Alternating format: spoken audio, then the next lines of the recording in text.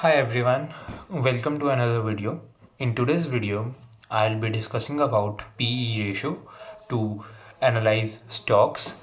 So PE ratio का क्या मतलब है? PE ratio stands for price is to earning ratio.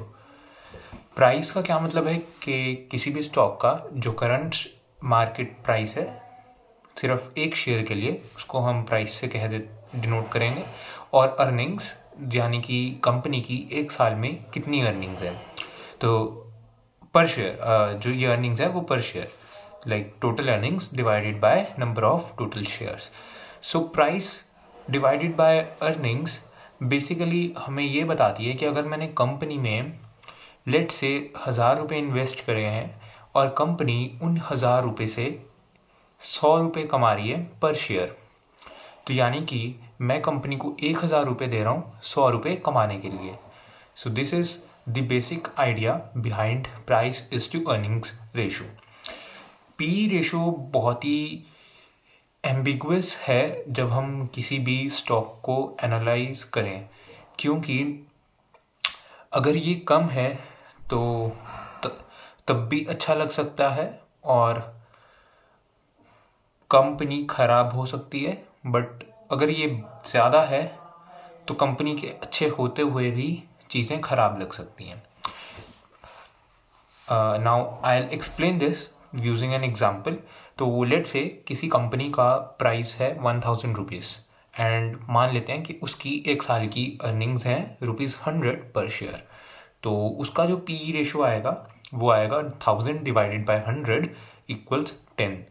And similarly मैं एक और कंपनी कंसिडर करता हूँ जिसका प्राइस है 2000 और उसकी अर्निंग्स पर शेयर सेम है, दैट इज़ 100. तो इस केस में पी रेशो कितना हो जाएगा? 2000 डिवाइडेड बाय 100 इक्वल्स 20. तो क्लियरली अगर हम एक ऑब्जर्वेशन देखें यहाँ पे कि जिस कंपनी का पी कम है वो कंपनी ज़्यादा बेहतर है क्योंकि वो ज़्यादा सस्ती है, या फिर मैं ऐसे कहूँ जिस कंपनी का पी रेशो ज़्यादा है वो अपेरेंटली मुझे महंगी लग रही है. बट ऐसा नहीं है. ज़रूरी नहीं है कि अगर कोई कंपनी जिसका पी कम है वो सस्ती ही हो या फिर वो राइट ऑप्शन हो. बहुत बार ऐसा भी होता है कि कोई कंपनी जिसका पी कम होता है वो एक नॉन प्रॉफिट या फिर जिसके percentage of growth of profit कम है. जैसे कि अगर मैं बात करूं, जैसे पहली कंपनी जिसकी पी रेशो 10 है उसका हमने प्राइस 1000 लिया और उसकी अर्निंग्स ली 100. तो लेट से अगर ये कंपनी की अगर मैं सेल्स देखूं तो पहले वो 80 थी, 80 से वो 90 हुई, फिर 100 हुई एंड सो ऑन. तो इसका मतलब कि उसमें जो growth in year on year profit है वो बहुत ज़्यादा एवरेज सा है, बहुत कम है. इस करके उसकी जो पी रेशो है वो भी कांस्टेंट सी है और कम है. बजाय कि अगर मैं सेकंड एग्जांपल को डिटेल में देखूं तो लेट से जो हमने 2000 रुपये वाली कंपनी मानी थी उसकी अर्निंग्स पहले साल 20 है, अगले साल 50 है और फिर 50 से बढ़कर वो 100 हो गई. तो यानी कि यहाँ पर जो ग्रोथ इन प्रॉफिट है it is almost near to 50% each and every year. So this shows that the company is rapidly increasing its profit, so it is rapidly increasing its earning per share and hence it has a higher price is to earnings ratio.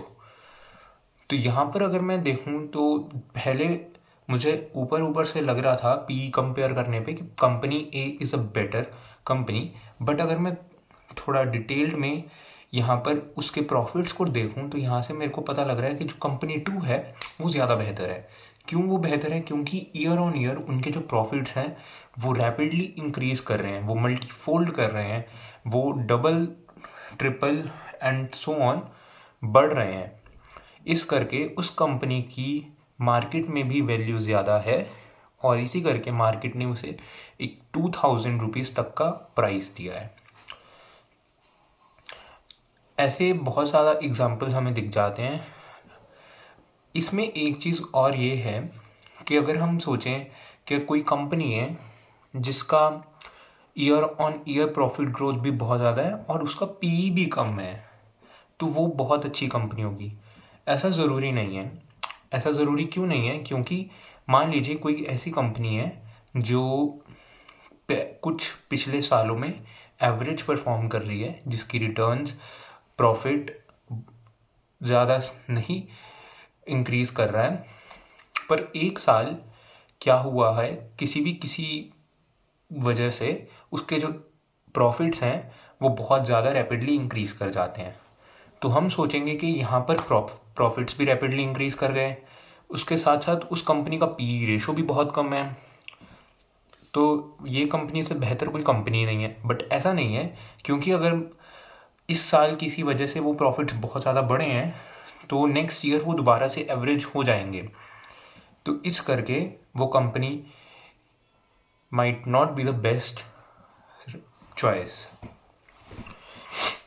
P ratio में एक और अहम चीज़ है, अगर हमें अभी लग भी रहा है कि अगर कोई कंपनी जिसके प्रॉफिट्स रैपिडली इंक्रीज़ कर रहे हैं बट उसका पी रेशो ज़्यादा है, तो वो कंपनी महंगी है। ज़रूरी नहीं है ऐसा, क्योंकि अगर उस कंपनी के प्रॉफिट्स रैपिडली इंक्रीज़ कर रहे हैं तो फ्यूचर में भी जो प्रॉफिट्स इंक्रीज़ करेंगे, there is a high chance, and आपका जो बाइंग प्राइस है वो तो हमेशा सेम ही रहेगा। So basically the earnings is increasing but your buying price is constant in the P upon E ratio. So therefore, after some time, let's say if you have purchased that company at 2000 rupees and at that time earnings per share is 100, and few years later, let's say 2 years later, the earnings become 400, so your PE becomes 5 from 20. So you see that overall, if a company has a good earnings, its PE will eventually get low. So this was all about the PE ratio, in which is a great parameter to analyze a company, but at the same time a very dangerous tool that can lead to misjudgment. Thank you. Jai Hind.